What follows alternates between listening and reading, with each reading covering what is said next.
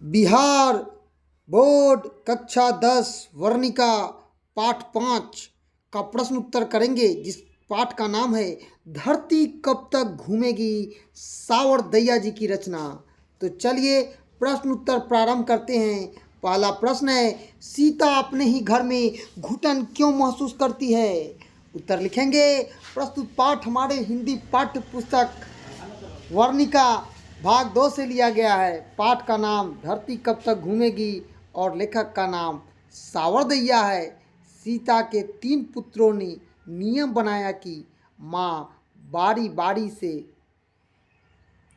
1 महीने में सबके यहाँ रहेगी। खाना के लिए इधर उधर प्रत्येक महीना करना पड़ता था और उस पर भी झगड़ा और अशांति का माहौल था। बेटे माँ को बोझ समझने लगे थे।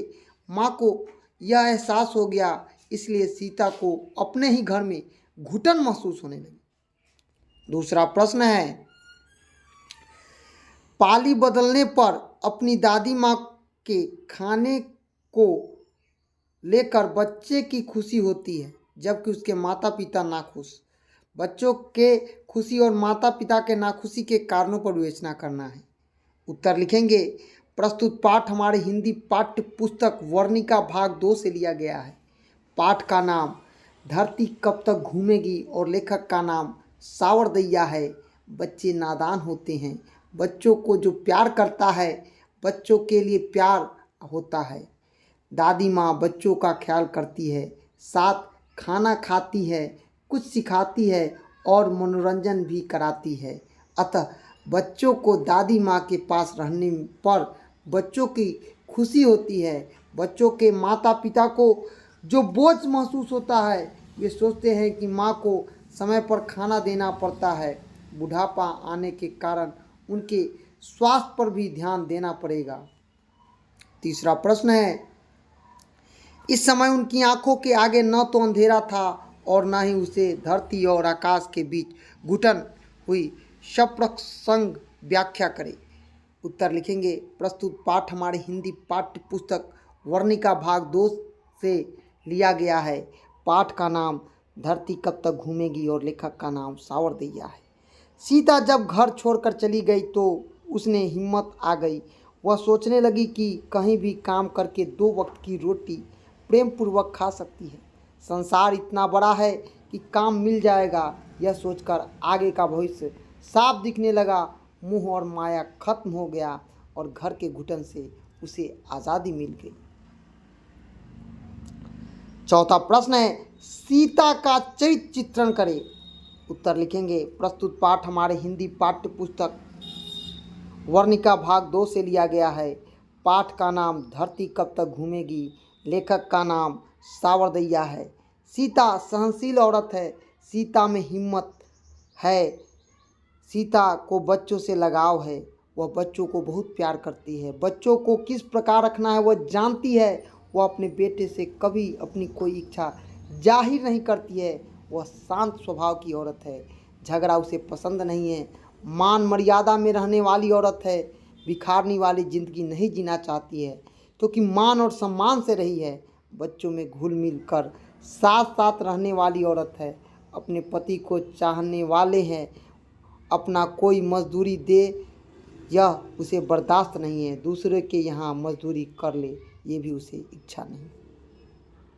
पांचवा प्रश्न है, कहानी के शीर्षक की सार्थकता स्पष्ट करना है। उत्तर लिखेंगे। प्रस्तुत पाठ हमारे हिंदी पाठ्य पुस्तक वर्णिका भाग 2 से लिया गया है। पाठ का नाम धरती कब तक घूमेगी और लेखक का नाम सावर दैया है। कहानी का शीर्षक धरती कब तक घूमेगी मतलब कि धरती पर बूढ़ी औरत माँ को बेटा और बहू घर का बेकार सदस्य समझ कर रहे हैं। सीता अपने बेटे और उससे अधिक बहुओं को विष सहते सहते परेशान हो चुकी है। उसे अपने पूर्व का जीवन स्मरण आ गया। उसे आकाश की ओर दृष्टि उठाकर देखी, फिर पृथ्वी की ओर देखी। महसूस किया पृथ्वी और आकाश के बीच घुटन भरी हुई है। 2 रोटी ही सब कुछ नहीं है, इसके अलावा भी तो कुछ और है। वह उसकी इच्छा है तो सुख दुख भोगने को बाध्य है। सीता को आशा है कि धरती घूमेगी, पर कब घूमेगी? अतः यह शीर्षक की सार्थकता को स्पष्ट करता है। छठा प्रश्न है, कहानी का सारांश प्रस्तुत करना है।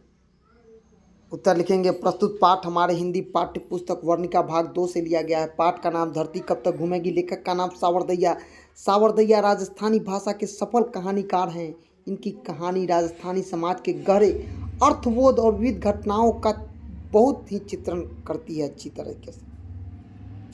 धरती कब तक घूमेगी, इस कहानी के कहानीकार ने सामाजिक मूल्यों और उसकी मार्मिकता को प्रस्तुत किया है।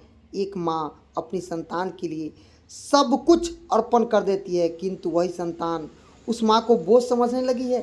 कहानी बहुओं के अपेक्षित व्यवहार को माँ की शिकायत नहीं करती है। यह कहानी प्रधान नायिका सीता अपने पति के मरने के बाद आश्वस्त हो गई कि उसके 3 बेटे हैं, कोई न कोई उसके जीवन की नैया पार लगा देगा, किंतु विधि के विधान को कोई नहीं टाल सकता है।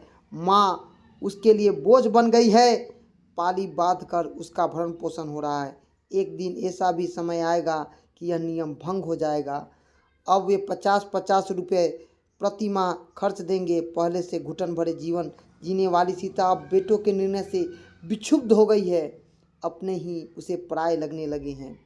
एक दिन रात्रि में चुपके से घर से बाहर निकलती है और मेहनत मजदूरी कर अपने जीवन का निर्वहन कर लेगी, किंतु अपने बेटों के बोझ नहीं बनेगी।